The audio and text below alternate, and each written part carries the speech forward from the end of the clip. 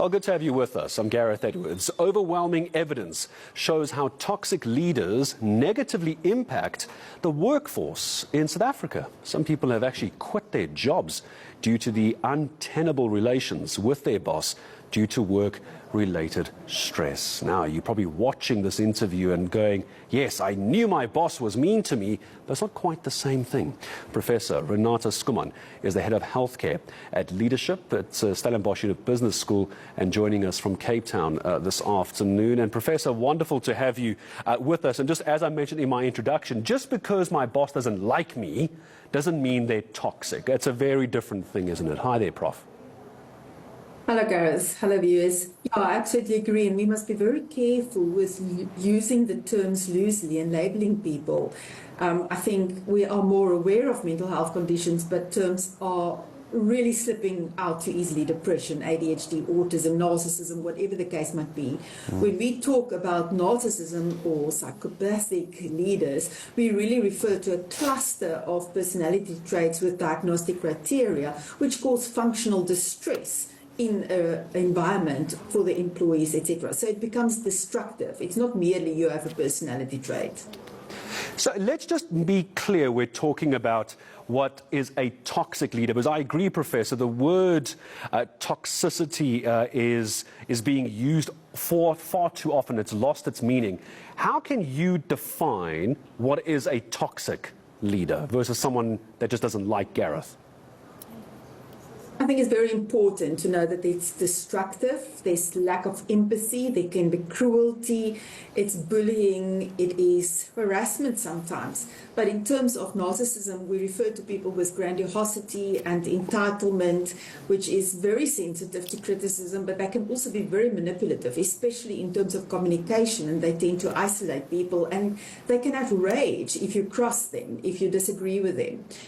In terms of psychopathy, it's almost darker and more cruel often, where there can be downright irregular behavior, impulsivity, deceit, lies. And again, on the surface, it might be all good and very charismatic, but it can be very, very destructive. And what is the picture when it comes to South Africa? I'm going to call it the caliber of corporate leadership, I think is maybe the right turn of phrase here. Caliber of corporate leadership in SA. Is it toxic? Is it narcissistic? Or is it just hard pushing management? What do you make of it? What do you make of the research? I think it's problematic, to say the least. What we know in terms of data over the past couple of years or even decades is that we know that there's an increase of personality disorders amongst top leaders, where in the general population, narcissism and psychopathy is in about 1% of the population. At CEO level, 4% of leaders do fulfill the criteria for narcissism and psychopathy, which, as I mentioned initially, it can be really inspiring in good leaders, that people with vision, they can lead through change in difficult circumstances, they can inspire people in forums, they're smooth, it's compelling. But over time, we see the destructive effect, where they are above the law, there's corruption, there's the cruelty, there's the deceit and the lies. And unfortunately, if we think it's 4 times the incidence of what we see in the general population, it paints a dire picture. I was listening to a fascinating podcast the other day, Professor. It was actually on this very topic, and there was a suggestion based on your stats that some of the best leaders are naturally narcissistic because of their personalities and leading an organization. It's not to excuse it, but I think you can see the parallels, can't you? Who leads it and their personality traits. It's quite a grey area.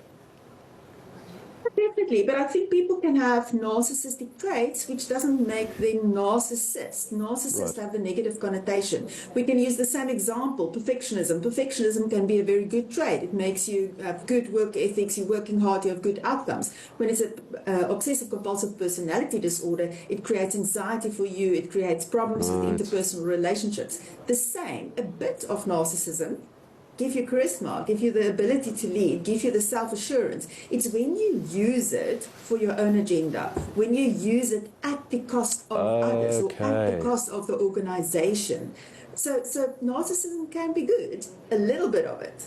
because that makes you inspiring. But you never should do it at the cost of someone else. Yeah, also not something I'd put on your CV. Narcissism doesn't go on the top of your CV. Don't put that there. You're not going to get at the gig. No, recourse for employees, Professor. Recourse for employees, having listened to an expert like you now, Professor, understand the difference of different leadership styles.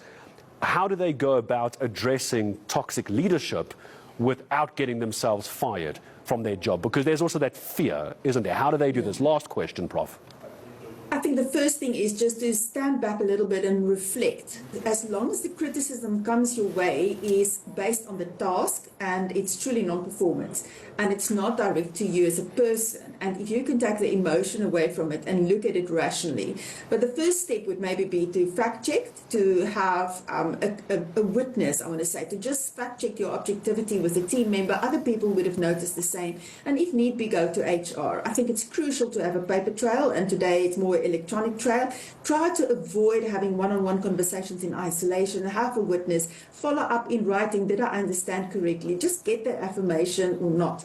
If you need to, reach out to professional help, because often it might be your line manager, which should be the person that you complain to, which is the bully.